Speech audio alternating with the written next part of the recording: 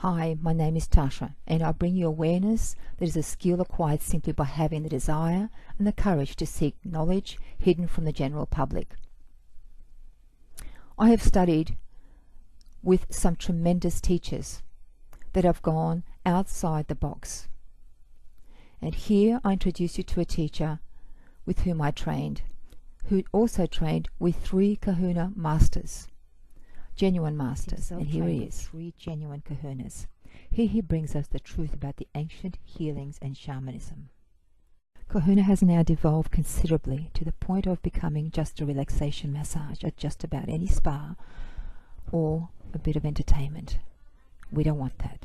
I'm here to share this amazing video of one man's personal experience with traditional teachings of the masters of Hawaii. In Hawaii, I had the opportunity to spend a lot of time with different people at different times, with different levels of learning and experience. And had this experience in his training to become what we call a kahuna. Now here is a gentleman that went through a number of years of non-verbal so training, that they would be able to learn to be conversant with trees and talk to trees, talk to plants, talk to rocks, talk to animals, okay, to where they are perfectly in one with nature.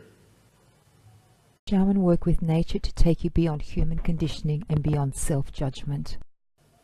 Now, are you ready? After 3 years of non-verbal training, there were 3 people training to become a kahuna. 2 men, 1 woman. And after 3 years, they came to the time when there was a test of poison. All right? The female kahuna trainee was offered a half a coconut shell full of deadly poison. And she drank it, overcame the effects of the poison, and was fine. Didn't faze her. The second person in line, there's a female kahuna here. The kahuna was here.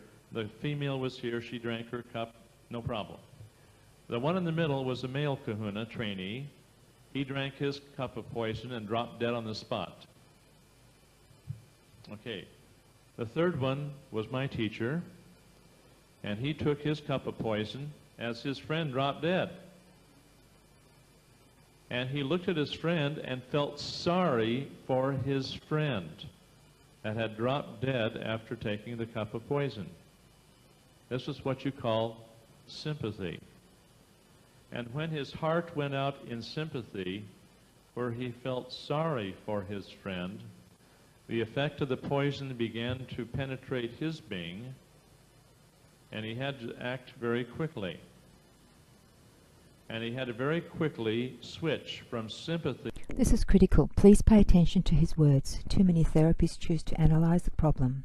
This is what happens. People get caught up in controlling and resistance. To empathy. Empathy is understanding that the other person had free will. They didn't exercise it properly. They died. So he very quickly had to shift around to where he felt the poison now,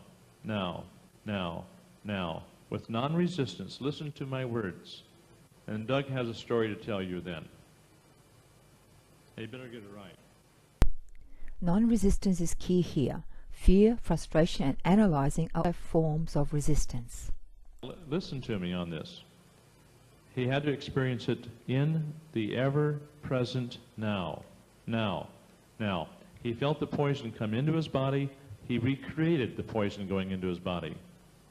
He held his body erect, powerfully strong, assumed the virtue, feeling the poison now, penetrating his very body, re-experiencing it, re-experiencing it, re-experiencing it, re-experiencing it, until there was nothing left to re-experience, and he overcame the cup of poison. This is intended to help you make sense of how I work with my clients and why we client audio, video, for you to shift your consciousness before we speak. If you feel sorry for somebody, you're denying the God within them. And you take upon yourself the energy of that person. Many healers, by engaging with the client's story of pain, take on their sick energy.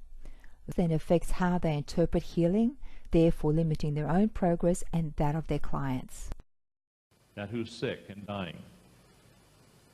If you have an understanding heart and you love that person as an eternal soul, knowing that they are manifesting outwardly what they have inwardly manifested, and that so without, so within.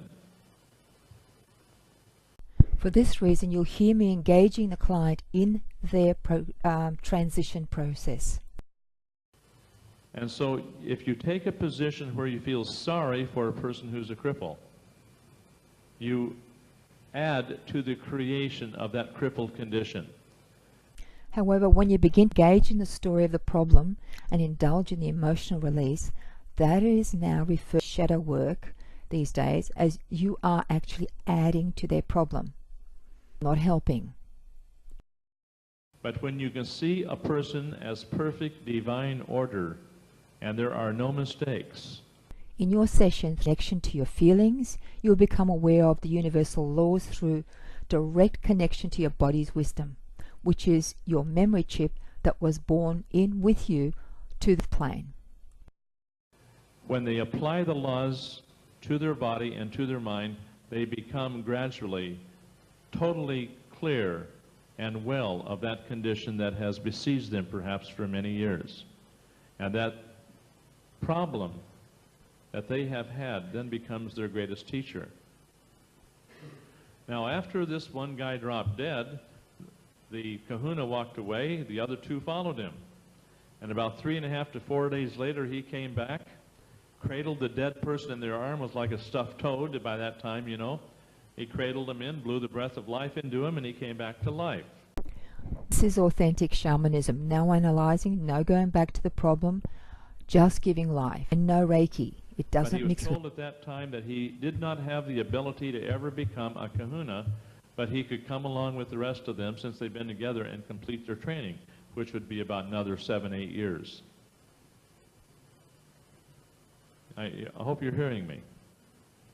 Well, after a little while, he got tired of that, and he quit, and he went to another kahuna to get training from him to become a kahuna. And at that time, he went through the test again, failed it, and died. Okay? That's what happened to him. This is not kid stuff we're talking about here. The current world has packaged the flutter of every ancient approach, often to discredit true feelings and teachings. I love to bring you these true experiences of personal feelings.